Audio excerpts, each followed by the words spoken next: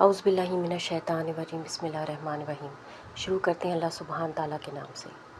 سورہ بقرہ، دوسری آیت۔ ذالک الکتاب لا ریب فیہ ھدی للمتقین۔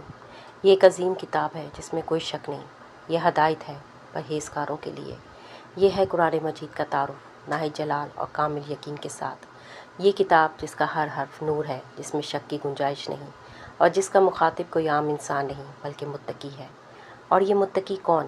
وہ جو اللہ کو دیکھ نہ پائے پھر بھی سے ڈرے، جو اندھیرے سے بچ کر روشنی کی طرف دوڑتے ہیں، جو رب کے خوف کو دل کا چراغ بناتے ہیں، ایسا ادب جو انہیں پاکیزگی کی طرف موڑتے۔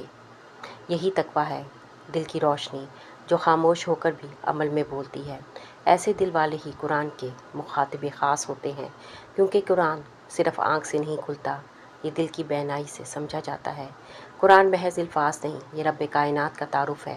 جس نے اسے غور سے پڑھا، اس نے رب کی جھلک دیکھی، اس رب کی جو علیم ہے، حکیم ہے، خبیر ہے۔ جیسا خالق کامل ہے ویسے اس کا کلام کامل ہے، نہ کوئی کمی نہ کوئی خامی، نہ تضاد نہ تکرار، ہر حرف ایک نظام، ہر آیت ایک کائنات۔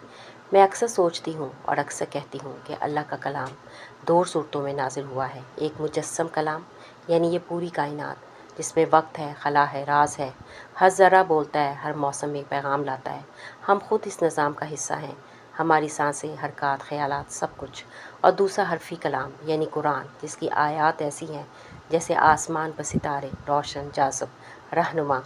قرآن اور کائنات دونوں کا آغاز ایک ہی مصدر سے ہے، کن، ہو جا، اور دونوں کا مقصود بھی ایک ہے، انسان کو اس کے رب سے جوڑنا۔ جتنی یہ کائنات حیران کن ہے، اتنا ہی قرآن کا ہر حرف حیرت انگیز ہے۔